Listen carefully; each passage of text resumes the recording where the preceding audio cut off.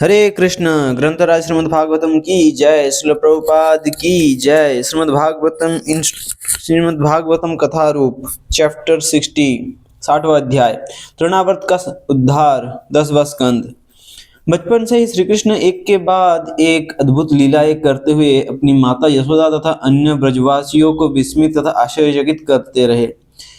उनकी इन लीलाओं को सुनने मात्र से हमारे मन सारे अनर्थों से मुक्त हो सकते हैं। सामान्यतया हमारे हृदय में भगवान की लीलाओं को सुनने की अधिक रुचि नहीं होती, परंतु भगवान की बाल्य लीलाएं इतनी आकर्षक है कि वो तत्क्षण हमारे मन तथा कानों को आनंद प्रदान करने लगती है। इस प्रकार हमारे हृदय से सांसारिक विषयों को सुनने की लालसा समाप्त होने लगती है, जो वास्तव में हमारे भौतिक अस्तित्व का मूल है। एक दिन जब नंद और यशोदा ने देखा कि कृष्ण थोड़े बड़े हो गए हैं और करवट बदलने का प्रयास कर रहे हैं, उन्होंने उत्थान संस्कार करने का निश्चय किया। यही वो समय होता है जब बालक पहली बार अपने घर से बाहर निकलता है। जब श्री कृष्ण लगभग 3 महीने के थे, उस समय माता यशोदा ने पड़ोस की अन्य स्त्रियों के साथ मिलकर इस संस्कार को संपन्न किया। उस दिन चंद्रमा रोहिणी नक्षत्र में था। ब्राह्मणों को आमंत्रित किया गया और उन्होंने वैदिक मंत्रों का उच्चारण किया। पेशेवर गाने बजाने वालों ने भी इस महोत्सव में भाग लिया। बालक कृष्ण को अच्छी तरह स्नान करवाकर यशोदा मैया ने ब्राह्मणों को अन्न धान्य तथा अन्य खाद्य पदार्थ दिए और गायों को फूलों की मालाएं पहनाई। तत्पश्चात जब माता यशोदा ने देखा कि कृष्ण को नींद आ रही है, तब उन्होंने उसे आंगन के कोने में खड़ी एक छकड़ा गाड़ी के नीचे सुला दिया। वो छकड़ा अनेक भारी भरकम बर्तनों से लदा हुआ था।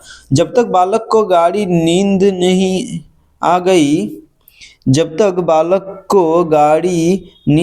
गई, माता यशोदा उससे गाढ़ी गाढ़ी गाढ़ी नहीं गाढ़ी गाढ़ी गाढ़ा गाढ़ा डीप जब तक बालक को गाढ़ी नींद नहीं आ गई, माता यशोदा उसी के साथ लेटी रही और बाद में उठकर अतिथियों की अवभगत में व्यस्त हो गई। लोगों की चहल पहल के कारण उन्हें इस बात का पता नहीं चल पाया कि कृष्ण कब उठ गए और रोने लगे। वहां पर सकटासुर नामक एक भूत था जो उस छकड़े में बैठा हुआ था। वह कृष्ण के साथ शरारत करने के लिए सही अवसर की खोज में था। वास्तव में वह सकटासुर उस छकड़े का रूप लेकर वृंदावन में आया हुआ था, परंतु कृष्ण से भला क्या छिपा था। जिस प्रकार बच्चे भूख से व्याकुल होकर अपने हाथ पैर पटकने लगते हैं, कृष्ण ने भी अपनी माता का दूध पीने के लिए अपने हाथ पैर पटकने आरंभ कर दिए और क्रोध में आकर छकड़े को हल्की सी ठोकर मारी। यद्यपि कृष्ण के चरण नव अंकुरित पत्ती के समान कोमल है, परंतु जैसे ही उन्होंने अपने पैर से छकड़े का स्पर्श किया, वो पलटकर चकनाचूर हो गया। पहिए धूरी से अलग हो गए और उनकी नाभि तथा अरे छिन्न भिन्न हो गए। छकड़े पर धातु के अनेक भारी बर्तन रखे थे और वे भी उच्च ध्वनि करते हुए धड़ाम से नीचे गिर पड़े। श्री विश्वनाथ चक्रवर्ती ठाकुर टीका करते हैं कि वामन अवतार में भगवान को ब्रह्मांड की सीमा तक पहुंचने के लिए अपने आकार को बढ़ाना पड़ा था। वामन अवतार में भगवान को ब्रह्मांड की सीमा तक पहुंचने के लिए अपने आकार को बढ़ाना पड़ा था और नृसिंह अवतार में महान असुर हिरण्यकशिपु का वध करने के लिए आधे मनुष्य और आधे सिंह का विचित्र रूप धारण करना पड़ा था। परंतु कृष्ण अवतार में भगवान ने इस प्रकार का कोई श्रम नहीं किया। अपनी असीमित शक्ति का प्रदर्शन करते हुए उन्होंने अपने नन्हे पैरों से छकड़े को केवल स्पर्श किया और वो टुकड़े टुकड़े होकर ढह गया। जब वहां उपस्थित सब लोगों ने वो आवाज सुनी और चकनाचूर हुए उस छकड़े तथा इधर उधर फैले बर्तनों को देखा तो वे विस्मित रह गए। विचार करने लगे कि ये सब कैसे हुआ होगा, परंतु उन्हें इसका कोई स्पष्ट कारण दिखाई नहीं दिया। अंततः उन्होंने निष्कर्ष निकाला, निश्चित ही ये किसी असुर अथवा दुष्ट आत्मा का कार्य है। उसी समय वहां खेल रहे बच्चे शोर मचाकर कहने लगे कि कृष्ण ने ही रोते रोते छकड़े को चकनाचूर किया है। उन्होंने कहा कि जैसे ही कृष्ण ने पहिए को ठोकर मारी, पूरा छकड़ा ढह गया। परंतु कृष्ण की असीमित शक्तियों से अनभिज्ञ गोपियों ने बच्चों की इन बातों को बचकानी कहते हुए उन पर अधिक ध्यान नहीं दिया। श्री कृष्ण पर किसी बुरे ग्रह के प्रकोप की आशंका करते हुए माता यशोदा ने तुरंत रोते हुए बालक को उठाया और स्तनपान करवाने लगी। तब उन्होंने विद्वान ब्राह्मणों को बुलवाकर वैदिक मंत्रों का उच्चारण करवाया और उत्थान समारोह संपन्न किया। कुछ हट्टे कट्टे ग्वालों ने तुरंत टूटे हुए छकड़े को जोड़कर सारा सामान पूर्ववत रख दिया। तब नंद महाराज ने सावधानी पूर्वक कृष्ण को अपनी गोद में उठा लिया और बुरे ग्रहों की शांति के लिए ब्राह्मणों से अग्नि यज्ञ करने का निवेदन किया। जब ब्राह्मण द्वेष, झूठ, अभिमान, दूसरों के ऐश्वर्य से, द्वेष जैसे दुर्गुणों से मुक्त होते हैं तो उनका आशीर्वाद कभी विफल नहीं जाता। जब ब्राह्मण द्वेष, झूठ, अभिमान, दूसरों के ऐश्वर्य से, देश द्वेष जैसे दुर्गुणों से मुक्त होते हैं तो उनका आशीर्वाद कभी विफल नहीं जाता। जिस समय ब्राह्मणगण वैदिक मंत्रोच्चार कर रहे थे, उस समय नंद महाराज ने औषधियों से युक्त जल से कृष्ण का अभिषेक किया। यज्ञ की समाप्ति पर उन्होंने सारे ब्राह्मणों को उच्च कोटि का भोजन परोसा और तत्पश्चात उन्हें सुंदर वस्त्रों, पुष्पमालाओं और स्वर्णाभूषणों से सजी अनेक गायें दान में दी। गायों को प्राप्त करके उन ब्राह्मणों ने नंद महाराज के पूरे परिवार पर और विशेष रूप से कृष्ण पर हृदय खोलकर आशीर्वाद वर्षाए। ये सब ब्राह्मणगण योग सिद्धियां धारण करने वाले महान योगी थे और इसलिए उनके आशीर्वाद कभी व्यर्थ नहीं जाते थे। कुछ ही समय में कृष्ण 1 वर्ष के हो गए। एक दिन यशोदा मैया बालक कृष्ण को अपनी गोद में लेकर खेल रही थी। जब वे कृष्ण को ऊपर उछालकर पकड़ती तो कृष्ण खिलखिलाकर हंस पड़ते।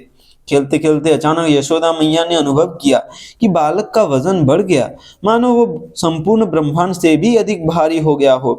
कृष्ण जानते थे कि एक भयानक असुर वहां आने वाला है और वे नहीं चाहते थे कि उसके कारण उनकी माँ को कोई कष्ट हो।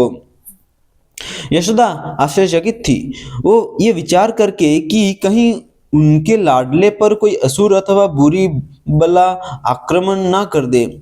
उन्होंने कृष्ण को भूमि पर लेटाया और भगवान नारायण का ध्यान करने लगी। दुष्प्रभावों को नष्ट करने के लिए उन्होंने ब्राह्मणों को बुलवाया और स्वयं घर के कार्यों में व्यस्त हो गई। उसी समय कंस का सेवक तृणावर्त नामक असुर एक बवंडर का रूप लेकर वहां आया। महिमा सिद्धि की सहायता से उसने एक विशालकाय रूप धारण किया और सरलता से कृष्ण को उठाकर आकाश की ऊंचाइयों में ले गया। उस बवंडर के आने से गोकुल का आकाश धूल से भर गया और लोगों को प्रायः कुछ दिखाई नहीं दे रहा था। साथ ही वह असुर भयावह भीषण ध्वनि करता हुआ सबको आतंकित कर रहा था। चारों दिशाओं में अंधकार भर गया। दौड़कर यशोदा उस स्थान पर आई जहां उन्होंने अपने पुत्र को सुलाया था, परंतु कृष्ण वहां नहीं थे। चारों ओर भगदड़ मची थी और उड़ी धूल के कारण लोग स्वयं को नहीं देख पा रहे थे। अति दुखी हो माता यशोदा उसी प्रकार पछाड़ खाकर भूमि पर गिर पड़ी जिस प्रकार अपने बछड़े से अलग होने वाली गाय दीनता पूर्वक रोने लगती है। कुछ समय में जब तूफान थम गया तो गोपियां दौड़कर यशोदा मैया के पास आई। जब उन्होंने देखा कि कृष्ण वहां नहीं है, वे मिलजुल कर उन्हें खोजने लगी। इसी बीच तृणावर्त आकाश की ऊंचाइयों को पार करके और ऊपर जाता रहा। अंततः योगेश्वर कृष्ण ने अपने वजन को इतना बढ़ा लिया कि उस असुर को अपनी गति पर अंकुश लगाने के लिए बाध्य होना पड़ा। तृणावर्त को लगा मानो उसने अपने कंधे पर कोई पर्वत उठाया हुआ था, और चूंकि कृष्ण ने उसकी गर्दन को जकड़कर पकड़ा हुआ था, वो चाहकर भी उन्हें फेंक नहीं पा रहा था। तृणावर्त ने अनुभव किया कि कृष्ण कोई साधारण बालक नहीं है। कृष्ण ने उसकी गर्दन पर अपनी पकड़ और मजबूत कर दी। असुर का गला घुटने लगा, उसकी आवाज बंद हो गई, शरीर के अंग अकड़ गए, आंखें कोटरों से बाहर निकल पड़ी और प्राण पखेरु उड़ गए। अपने हाथों में शिशु कृष्ण को पकड़े वो धड़ाम से ब्रजभूमि पर गिर पड़ा। रोती हुई गोपियों ने अचानक एक बड़ी चट्टान पर पटक कर गिरे तृणावर्त को देखा। जब वे दौड़कर वहां पहुंची तो वे उस असुर की चौड़ी छाती पर कृष्ण को खेलता देख आश्चर्यचकित रह गई। उन्होंने तुरंत कृष्ण को उठा लिया और लाकर यशोदा मैया की गोद में दे दिया। बालक को पूरी तरह अस्वस्थ, अक्षत तथा समस्त खतरों से मुक्त देखकर सारे गोप गोपियां अत्यंत प्रसन्न हो गए। ये देखकर नंद महाराज बोले, निश्चित ही हम सब ने अपने पूर्व जन्मों में दीर्घकालीन तपस्याएं की होगी, पूर्ण पुरुषोत्तम भगवान की पूजा अर्चना की होगी, जन कल्याण के कार्य किए होंगे तथा उदार हृदय से दान दिया होगा।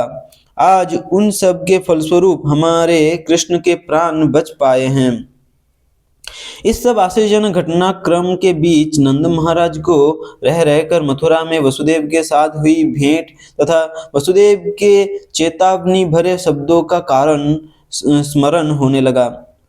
इस घटना के अगले दिन माता यशोदा श्री कृष्ण को अपनी गोद में लेकर उन्हें स्तनपान करवा रही थी। श्री कृष्ण के सुंदर देदीप्यमान मुखड़े को निहारते हुए उनका हृदय आनंद की अतुलनीय भावनाओं से ओतप्रोत था। तभी कृष्ण ने जम्भाई ली। बालक के नन्हे से मुख में संपूर्ण ब्रह्मांड देखकर यशोदा विस्मित रह गई। उन्होंने वहां समुद्रों, द्वीपों, पर्वतों, नदियों, वनों तथा समस्त चराचर प्राणियों से युक्त पृथ्वी तथा अन्य लोगों को देखा।